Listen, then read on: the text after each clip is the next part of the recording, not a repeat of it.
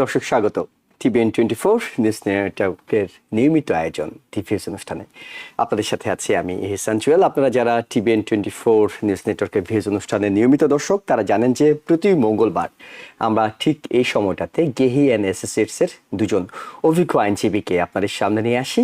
তারা আইন বিষয়ে নানা তথ্য আপনাদের জানিয়ে থাকে, আপনাদের নানা প্রশ্নের উত্তর দিয়ে থাকে, একই সঙ্গে একেবারে এই ইমিগ্রেশন থেকে শুরু করে আপনার দৈনন্দিন জীবনে যে বিষয়গুলো আইনের সাথে সম্পৃক্ত সেগুলোতে নানা ধরনের তথ্য আপনাদেরকে জানিয়ে থাকে। আজকেও আমরা তাদেরকে আমন্ত্রণ জানিয়েছি। আমাদের সাথে যোগ দিচ্ছেন গেহি অ্যান্ড অ্যাসোসিয়েটস এর অ্যাটর্নি রাঞ্জা বোস এবং একই প্রতিষ্ঠানের প্যারালিগাল সৈয়দ নাসরুল্লাহ আসিফ মর্তুজা। আপনাদের দুজনকে স্বাগত জানাচ্ছি।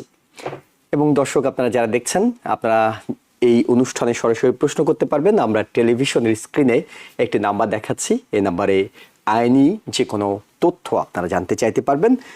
একই সঙ্গে TVN24 এর ফেসবুক পেজে সরাসরি সম্প্রচার হচ্ছে, সেখানেও কমেন্টসে যে কোনো প্রশ্ন লিখতে পারবেন। আমরা চেষ্টা করব আপনাদের সেসব প্রশ্নের উত্তর দেওয়ার। তবে এই আজকের অনুষ্ঠান শুরুর আগে কিছু তথ্য আপনাদেরকে একটু জানাই, যেটি একেবারে হালনাগাদ তথ্য। সেটা হলো যে প্রেসিডেন্ট ডোনাল্ড ট্রাম্প দায়িত্ব নেওয়ার পর এই দ্বিতীয় দফায় এখন পর্যন্ত 175,000-এর বেশি বিদেশি নাগরিকের ভিসা বাতিল করেছে স্টেট ডিপার্টমেন্ট।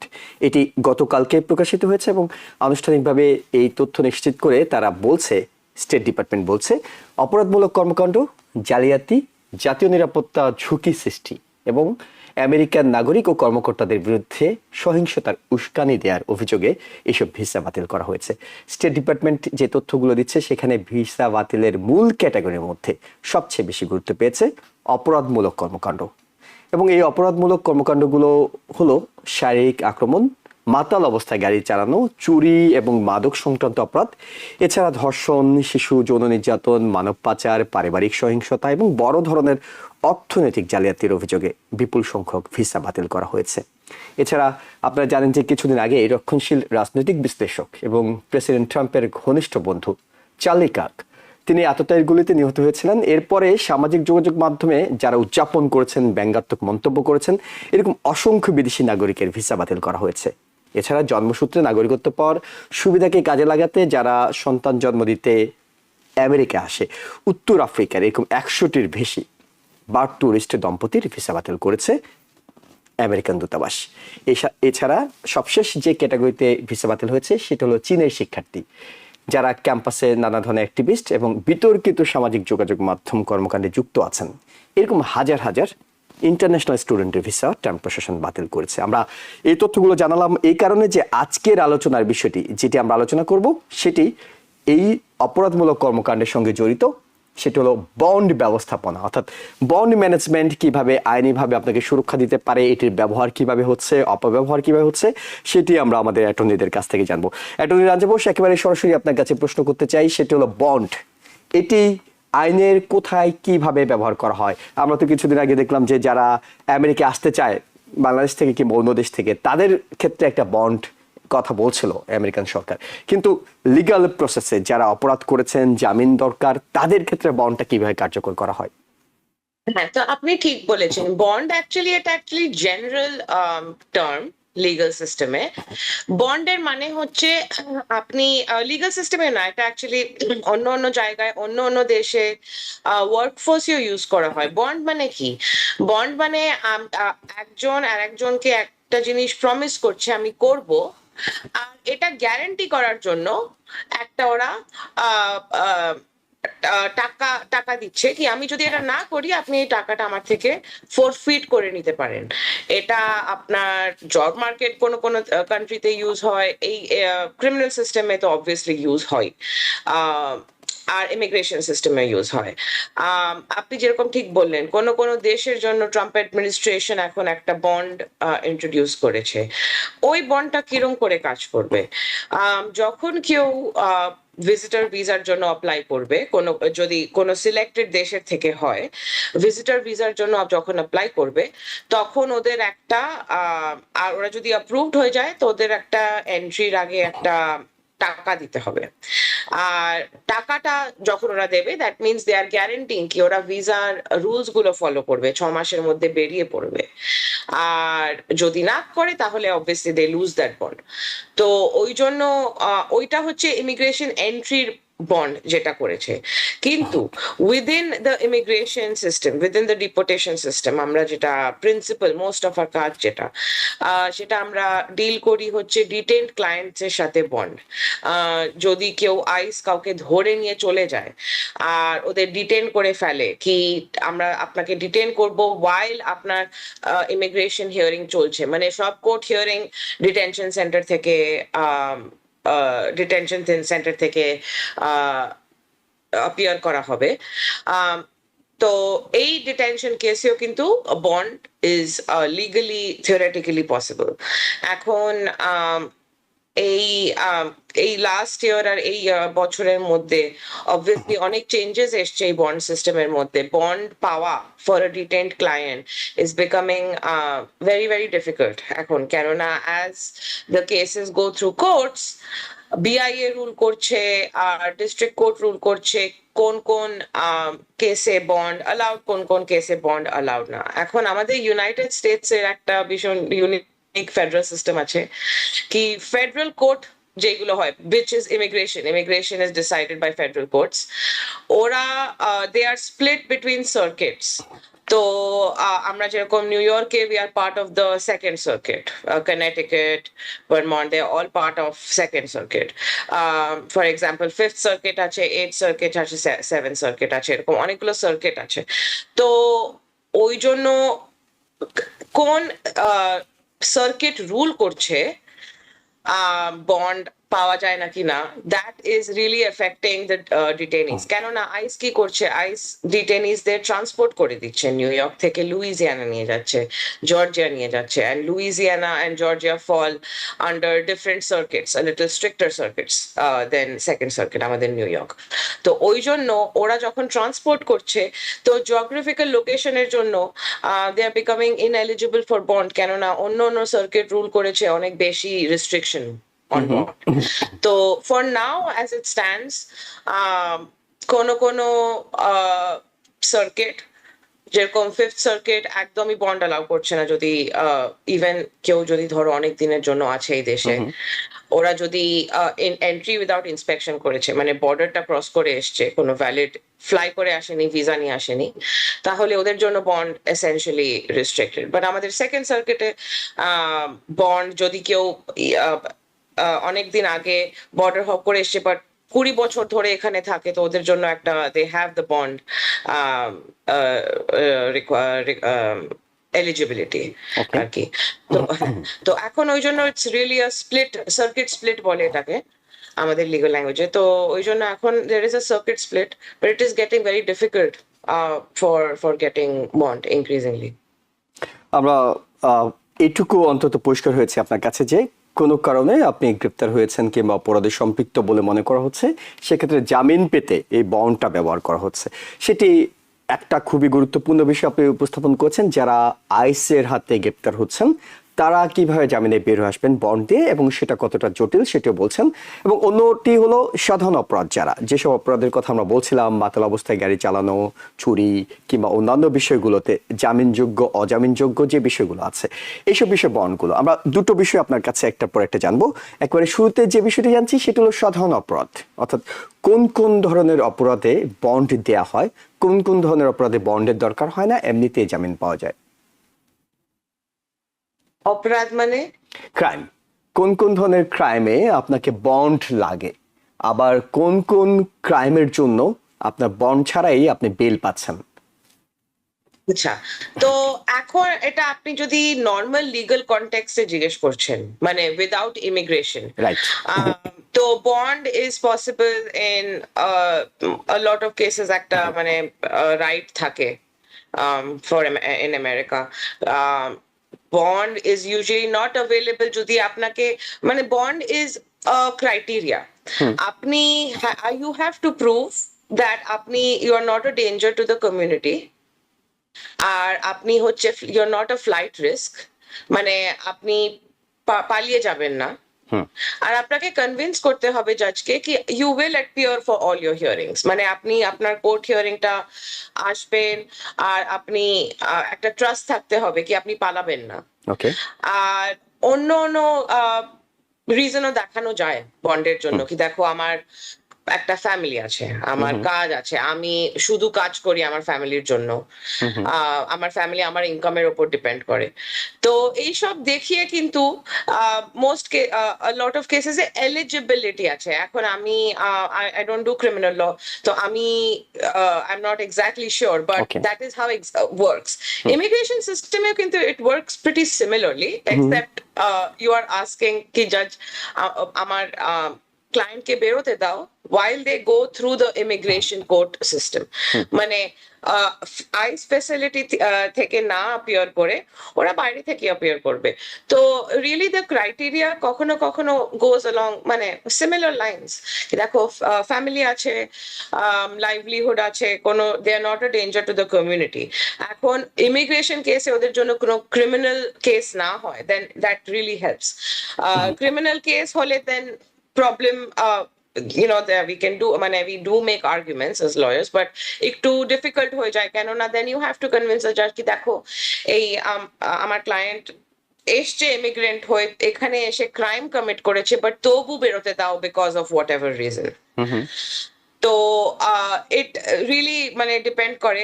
বাট এখন আমরা কি দেখছি, কোর্টস আর রুলিং কি, ধরো কেউ 2 বছর আগে বর্ডার হপ করে এসছে, দে আর নট এলিজিবল, মানে কোর্টের কোনো জুরিসডিকশনই নেই বন্ড হিয়ারিং দেওয়ার। আচ্ছা, so this are the kind of changes আমরা এখন দেখছি বন্ড সিস্টেমে। ওকে। একজন দর্শক আছেন টেলিফোনে, আপনার টেলিফোনটি নিতে চাই। দর্শক, প্রশ্ন করুন। দর্শক, আমরা শুনতে পাচ্ছি, আপনি প্রশ্নটি করুন। হ্যালো, আমরা শুনতে পাচ্ছি, প্রশ্ন করুন। হ্যাঁ আমি করতে পারবো। জি জি জি, শিওর, প্রশ্ন করুন। হ্যাঁ, আমি বর্ডার হয়ে আসছি।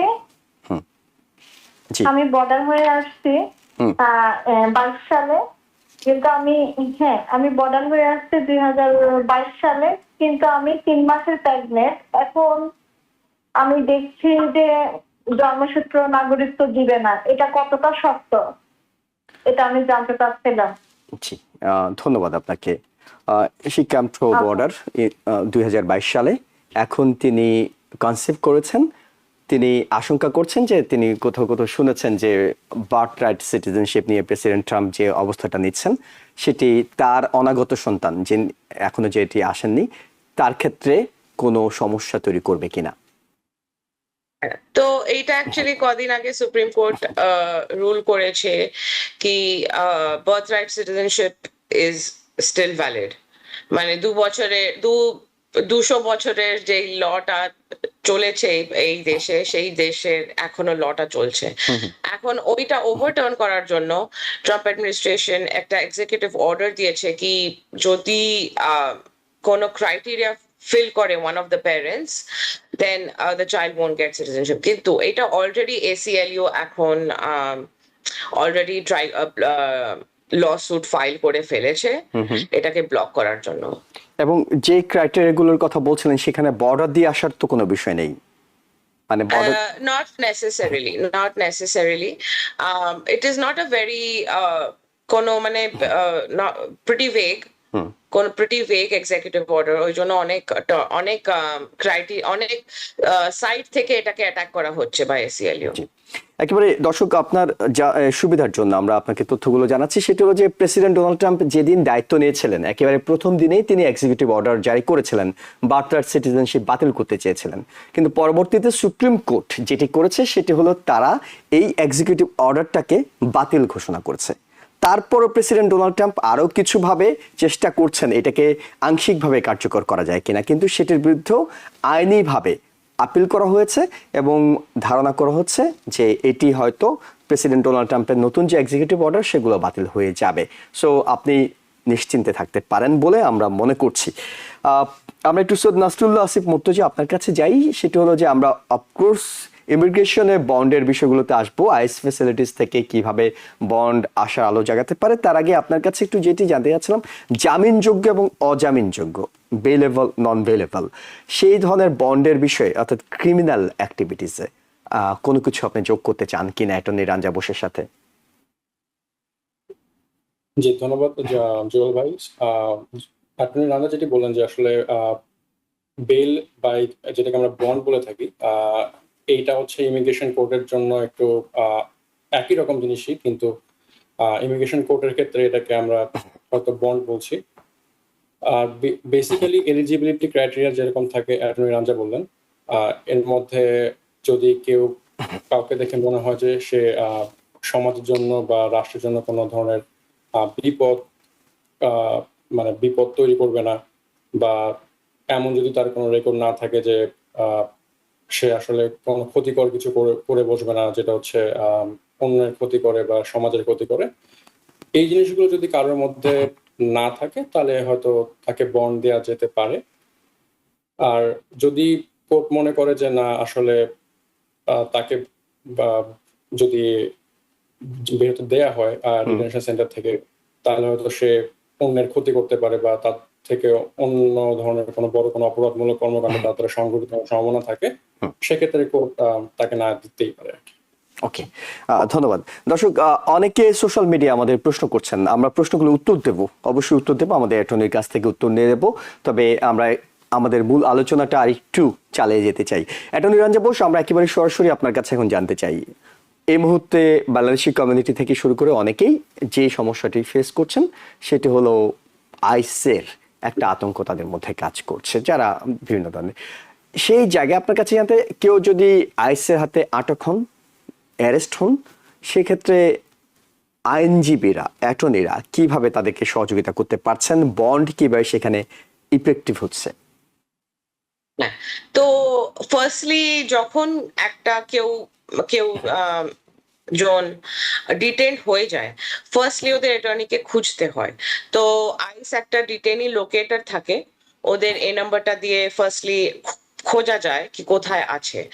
তারপর ডিপেন্ডিং অন কোথায় আছে ওই ফ্যাসিলিটির রুল, অ্যাটর্নি একটা লিগ্যাল ভিজিট অ্যারেঞ্জ করে ওনার সাথে, ভার্চুয়ালি, ইউজুয়ালি ভার্চুয়ালি হয় বা ফোনে।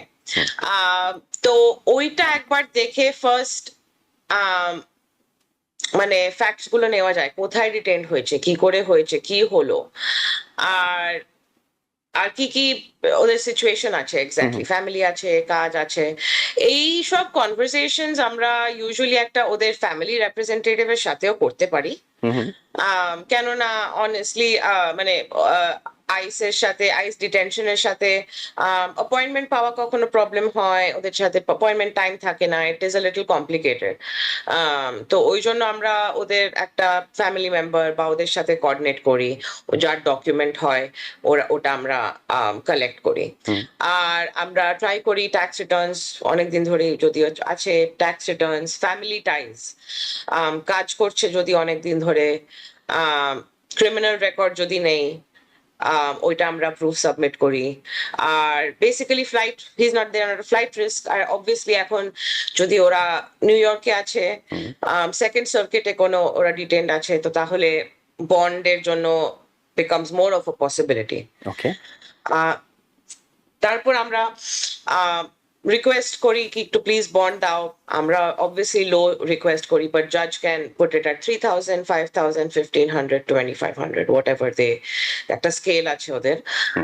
তো ওটা ওরা এ করতে পারে। এখন the thing is কি কখনো কখনো যখন আমরা বন্ড অ্যাপ্লাই করি, একটা রুল আছে কি within a few মানে ডেজ ওদের একটা বন্ড হিয়ারিং দিতে হবে। ইউজুয়ালি আমরা একটা বন্ড হিয়ারিং পেয়ে যাই within 72 hours, at least date পেয়ে যাই বন্ডের জন্য। ওকে, তো that is how it usually works.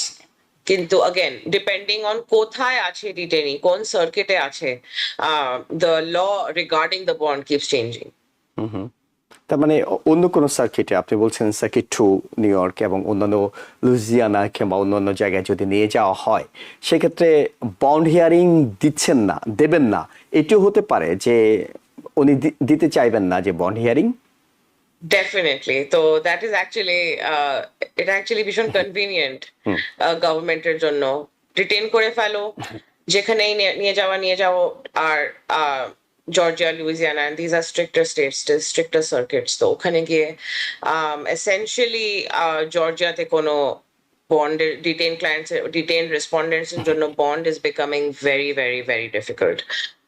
কেননা রিসেন্ট রুলিং হয়েছে কি ইভেন ইফ ওরা অনেক দিন ধরে আছে, ওরা যদি ইডব্লিউআই মানে বর্ডার হপ করে এসছে, তো they are not eligible for bond okay, অনেক দিন ধরে থাকলেও। জি। But second circuit is a little different, যদি অনেক দিন ধরে 20 বছর ধরে ধরো আছে, then they are eligible. Syed Nasrullah Asif Murtuza, আপনার কাছে একটু শুনি, সেটা হলো এই ইমিগ্রেশনের ক্ষেত্রে বন্ড দেওয়ার ক্ষেত্রে সেটা হলো বর্ডার দিয়ে আসা এবং এয়ারপোর্ট দিয়ে আসা, দুটো ভাবে যদি আমরা বলি, মানে পার্থক্যটা কি? জি, সো বর্ডার হপ করে আসা, যেটা অ্যাটর্নি রামজাদ বললেন, যেটাকে ইডব্লিউই বলা হয়, বা এটাকে বলা হচ্ছে এন্টার উইদাউট ইন্সপেকশন। মানে হচ্ছে কোনো ধরনের তদন্ত ছাড়া, ইন্সপেকশন ছাড়া কেউ আমেরিকাতে প্রবেশ করে অবৈধভাবে। আর আরেকটা হচ্ছে এয়ারপোর্টের মাধ্যমে ধরেন ইলিগালি বা বৈধ পথে আসা। তো বর্তমানে যেটি হচ্ছে যে কোর্ট যে রায়টা দিচ্ছে এটা অনেকটা এরকম যে যদি কেউ এরকম উইদাউট ইন্সপেকশন বা কোনো ধরনের তদন্ত ছাড়া ফাঁকি দিয়া এরকম আমেরিকাতে প্রবেশ করার চেষ্টা করে, তাহলে তার ক্ষেত্রে বন্ড দেয়া হবে না। আবার যেটি আরেকটা হচ্ছে যেমন এমন লোক থাকতে পারে যারা বৈধভাবে এসেছে, ভিসা নিয়ে এসেছে, বা হতে পারে ভিসা ওয়েভার প্রোগ্রাম নিয়ে এসেছে, কিন্তু বৈধভাবে এসেছে, তাদের ক্ষেত্রে বিষয়টা একটু সহজতর হয়। তবে একটি কথা, সেটি হচ্ছে যে আসলে আইন কাউকে পিক আপ করলে এটি আসলে সবার জন্য অনেকটা একটু হৃদয় বিদারক বা আবেগঘন একটা অবস্থা তৈরি হতে পারে। আমাদের ল ফার্ম আমরা সবসময় চেষ্টা করি এই ধরনের ক্লায়েন্টের পাশে দাঁড়ানো।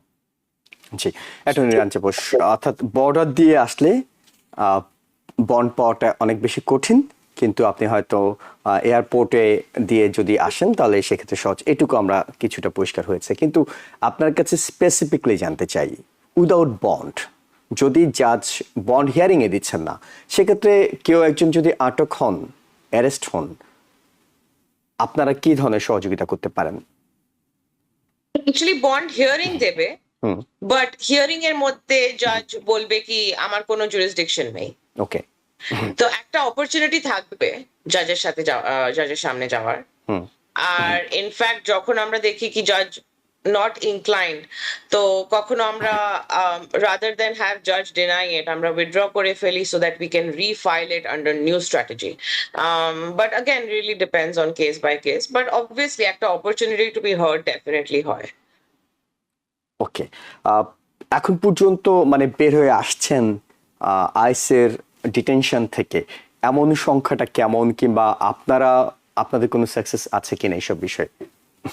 আমরা ডেফিনেটলি দেখছি, রিলিজ তো হচ্ছে, স্পেশালি ওদের যদি অনেক দিন ধরে এই দেশে আছে আর ওরা সেকেন্ড সার্কিটে ডিটেন্ড হয়েছে, আর আমরা দেখাতে পারি কি ওদের ফ্যামিলি কানেকশন আছে, ওদের পার্মানেন্ট একটা অ্যাড্রেস আছে, আর ওদের বাচ্চা আছে। অনেক কেসে যদি নন অ্যাসাইলাম কেসে ধরো I-130 অ্যাপ্রুভড আছে, এরকম ধরো একটা কেস হলো, দেন ইট হেল্পস, রাইট? কেননা ইট শোস কি একটা অলরেডি একটা প্রুফ করে রেখেছে একটা বনাফাইড রিলেশনশিপ। তো এইসব কেসে we are seeing some success, but really as the courts rule করছে, মানে the courts give more and more laws, মানে কেস ল, আমরা দেখছি জাস্ট অ্যাভিনিউজ কমে যাচ্ছে অনেক। ওকে, ওকে, আমরা আরো প্রশ্ন করবো এইসব বিষয়ে। কিছু প্রশ্ন সোশ্যাল মিডিয়া থেকে নিতে চাই। 2025-এ আন্ডার 21 চাইল্ড অ্যাপ্লিকেশন করা হয়েছে, 2025-এ করেছে আন্ডার 21 চাইল্ড অ্যাপ্লিকেশন, সেটা অ্যাপ্রুভ হতে কতদিন লাগতে পারে? Really depends what they mean by under 21 child application. I would assume maybe SIJ. যদি under 21 বলছে 360, হ্যাঁ, 360 এখন টাইম লাগতে পারে about maybe 12 months 12 লাগছে। মানে ম্যাক্সিমাম 12 মান্থ লাগবে। 15 months, 12 to 15. ওকে, আরেকজন দর্শক আমাদের জানতে চান, how attorneys work if we apply through USCIS account, please advise. অ্যাটর্নিরা কিভাবে কাজ করবেন যদি তারা ইউএসসিএস এ তারাই অ্যাপ্লাই করেন আর কি? মানে বলছেন যে ইউএসসিএস এর অ্যাপ্লিকেশনটা তারা করেছেন, যদি করেন সেক্ষেত্রে অ্যাটর্নিরা কিভাবে সেখানে কানেক্ট হতে পারেন? Definitely. So, attorneys at any point can mail documents on behalf of their client. Account থেকে করতে হবে না। Usually ক্লায়েন্টরা মানে চায়ও নিজের অ্যাকাউন্টটা নিজের কাছে রাখুক, আর যদি কিছু আপলোড করতে হয় ওরা অ্যাকচুয়ালি একটা স্যাটিসফ্যাকশন হয় আমি নিজেই আপলোড করে ফেলবো নিজের document on my own account. কিন্তু আমরা we always send out mail out documents, কেননা আপলোড অবভিয়াসলি আপলোড করা ইজ আমরা ওটাও করি, কিন্তু আমাদের জন্য as lawyers it's always good to have paper trails. তো আমরা অলওয়েজ মেল আউট করি। আর প্লাস যদি আমরা দেখি আপনার অ্যাপ্লিকেশনে কোনো ডকুমেন্ট আরো দরকার হবে বা কোনো প্রবলেম আছে, দেন আমরা একটা আর্গুমেন্টও ক্রিয়েট করতে পারি depending on complexity of the case. আর অবভিয়াসলি তারপর ইন্টারভিউতে অ্যাটর্নি যেতে পারে আপনার সাথে, স্পেশালি কমপ্লেক্স কেসেসে অলওয়েজ সাজেস্ট করি অ্যাটর্নি প্লিজ নিয়ে যাওয়া বেটার, কেননা ইউএসসিআইএস অফিসার্স আর ভেরি, ওদের তো কাজ এটা, ওরা খুব ভালো করে জানে কি কিরম করে জিনিস বার করতে হয়। তো কখনো কখনো ক্লায়েন্টরা বোঝে না কি বলা উচিত না, তো ওই জন্য কমপ্লেক্স কেসেসে অ্যাটর্নি যদি যায় ইউএসসিআইএস কেসেসে তাহলে বেটার হয়। ধন্যবাদ আপনাকে। আমাদের একজন দর্শক আছেন টেলিফোনে, আপনার প্রশ্নটি নিতে চাই। দর্শক, প্রশ্ন করুন। হ্যাঁ, আমার একজন আত্মীয় ওনাকে আইস ধরে নিয়ে গেছিল, তো যে ওনাকে আনার জন্য বন্ড চাইছিল, আমরা বন্ড দিয়ে আনছি, কিন্তু ওই যে আইস ডিটেনশন সেন্টার থেকে বন্ডের যে রিসিপ্ট দিতে ওরা দিয়ে বলছে ওইটা রাখার জন্য এবং ট্যাক্স রিটার্নে শো আপ করার জন্য। ওইটাকে ট্যাক্স রিটার্নে শো আপ করতেই হবে, আর করলে কি হবে? অনেক ধন্যবাদ। অ্যাটর্নি রাজা বোস, ওনার একজন রিলেটিভস আইস তাকে ডিটেন করেছিল, ওনারা বন্ড দিয়ে তাকে ব্যাক এনেছেন। এখন যে রিসিপ্টটা, বন্ড যে দিয়েছেন রিসিপ্টটা, এটি কি ওনার ট্যাক্স ফাইল করার সময় এটি সাবমিট করবেন, আর করলে কি কোনো সমস্যা হবে কিনা? I'm not a tax attorney, so I would not know.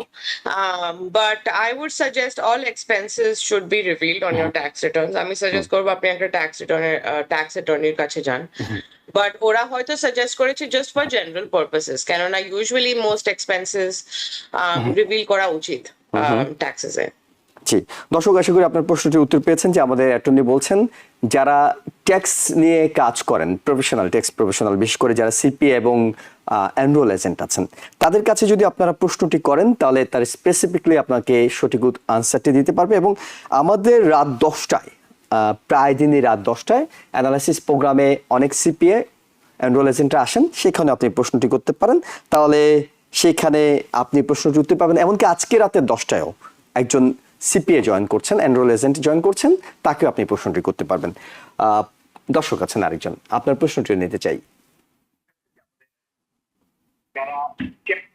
জি দর্শক, আপনি টেলিভিশনের সাউন্ডটি কমিয়ে মোবাইলে প্রশ্নটি করুন।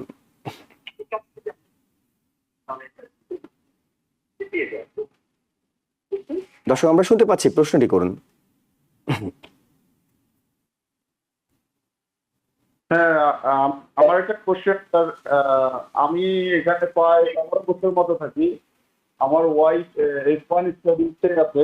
এখন আমার একটা বেবি আছে অলরেডি প্রায় 2.5 বছর, আর একটা প্রায় 1 বছর হয়েছে। তো আমার দুইটা আমেরিকান সিটিজেন বেবি আছে। তো আমার ওভারদেন অলরেডি 10 ইয়ার্স হয়ে গেছে, বাট আমার কেসটা আমি পাইনি, যে আমার আপিল আছে।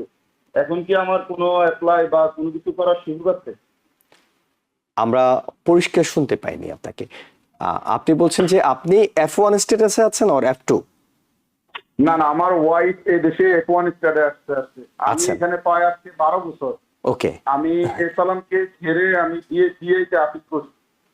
এখন আমার দুইটা বেবি আছে আমেরিকান সিটিজেন। আর আমি কি আমি একটা নিউজ পাইছি যে মোর দ্যান 10 ইয়ার্স কেউ যদি থাকে আমেরিকাতে বা তার যদি রিমুভাল প্রসেসিং হয় বেবিদের জন্য হার্ডশিপ হবে, তাহলে ইমিগ্রেশনে গ্রিন কার্ড অ্যাপ্লাই করা যায়, এই ধরনের একটা ল আছে।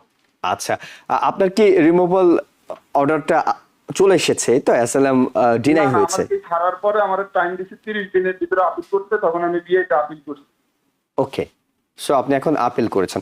অ্যাটর্নি রাজা বোস তিনি অ্যাসাইলাম কেস ডিনাই হওয়ার পরে আপিল করেছেন। ওনার ওয়াইফ অ্যাপটু স্ট্যাটাসে আছেন, ওনার দুটো বেবি আছেন, উনি 10 ইয়ার্স ধরে আমেরিকায় আছেন। উনি জানতে চান যারা মোর দেন 10 ইয়ার্স আমেরিকায় স্টে করছেন তারা কি এইসব ক্ষেত্রে ডিনাই হওয়ার পরও কোনো প্রসেস আছে কিনা যে তারা গ্রিন কার্ড পাবেন? হ্যাঁ, আমি ওনার শুনলি ওনার যে কথা বলছে 10 বছরের বেশি থাকলে আর বেবি থাকলে, স্যার এটা ক্যান্সেলেশন অফ রিমুভালের আপনি কথা বলছেন, হ্যাঁ, কিন্তু এইটা 10 বছর বিল্ড করতে হয় বিফোর আপনার নোটিস টু অ্যাপিয়ার। তো আপনার যদি ডিনাই হয়েছে, অ্যাসাইলাম ডিনাই হয়েছে ইউএসসিআইএস থেকে, আর আপনার নোটিস টু অ্যাপিয়ার যখন দিয়েছে তখন অবধি আপনার যদি 10 বছর হয়ে গেছে then you are eligible, but you have to be eligible for it when আপনি যখন এনটিএটা পেয়েছেন। তো আপনি দেখা যাক আপিল প্রসেসে কি চলছে, বাট হ্যাঁ, cancellation of removal, but you have to still be in court for that. So Nasrullah Asif Murtuza, আপনি এই বিষয়ে কিছু যোগ করতে চান? জি, তো অ্যাটর্নি রাঞ্জার কথাটাকে আমি সিম্পলিফাই করি।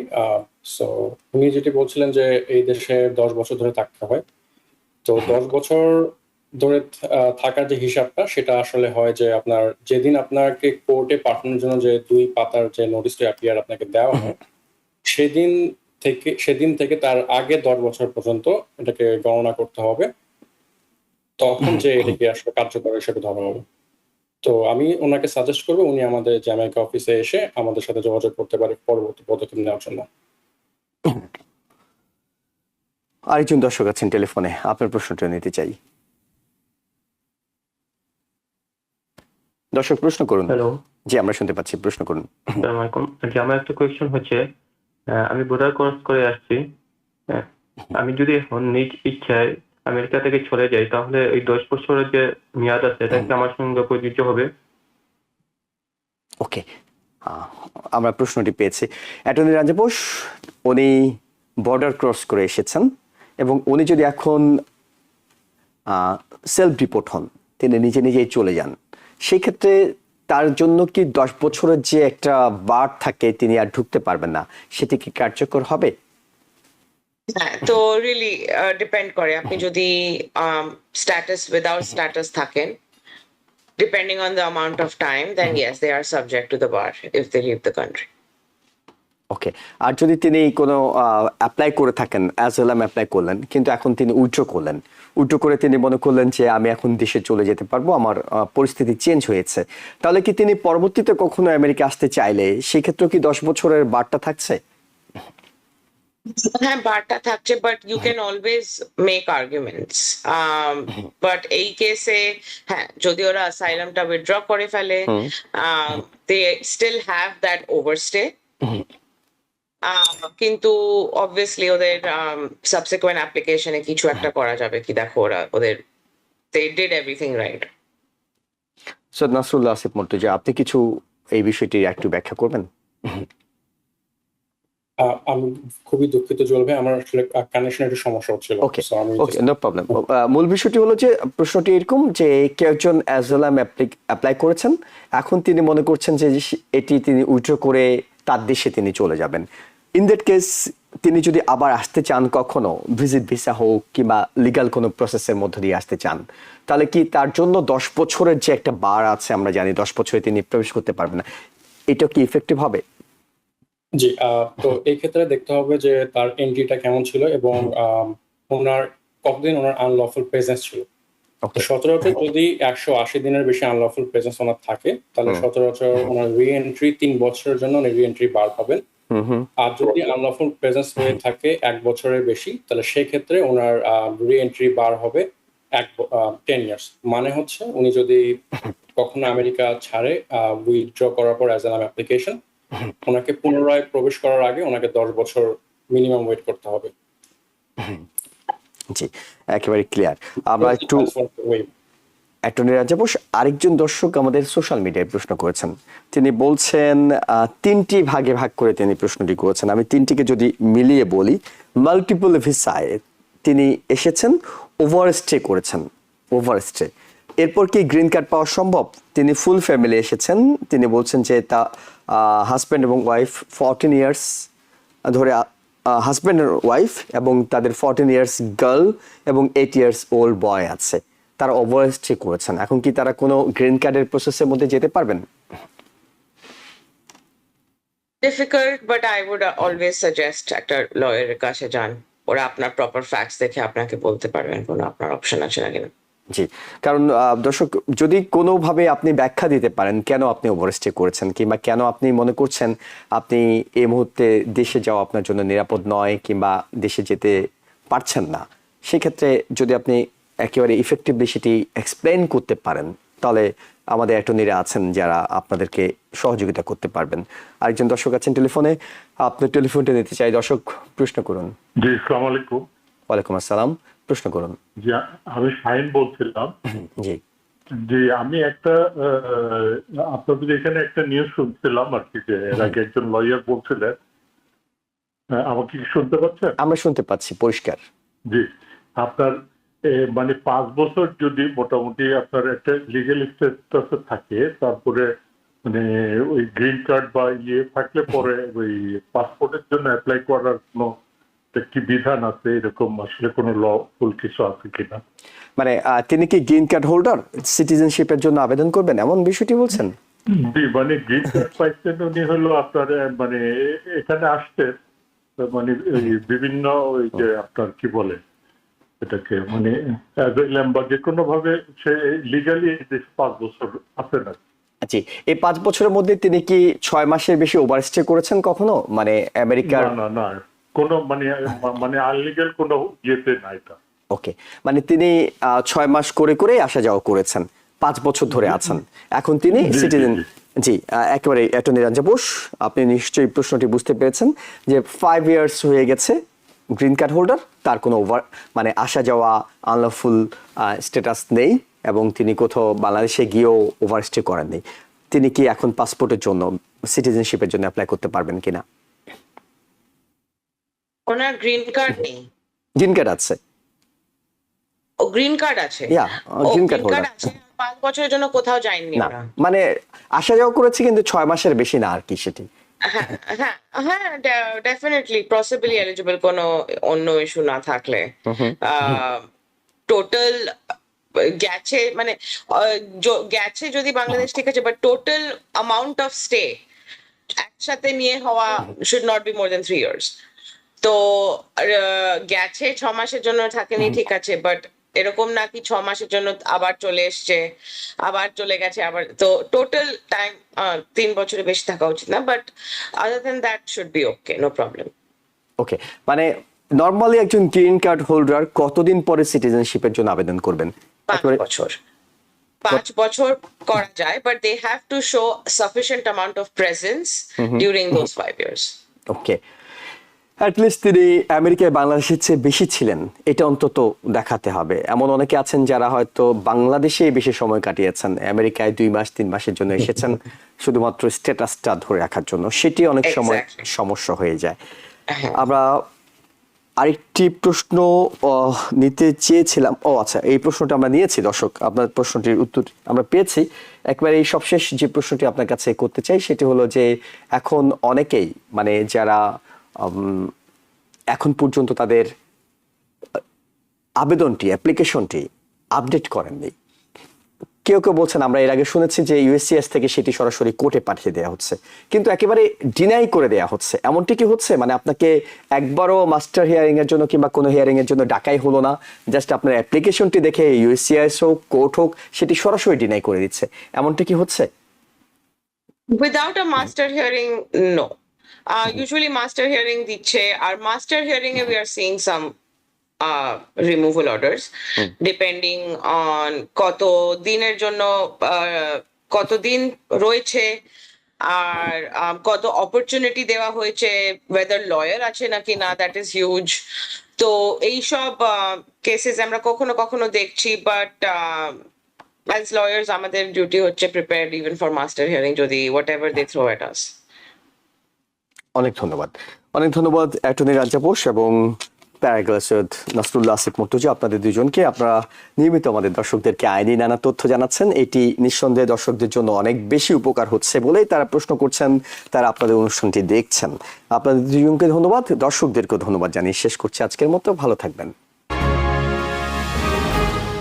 TBN 24 টেলিভিশন দেখতে আজই কল করুন 7187776556। লগ ইন করুন www.totalcablebd.com।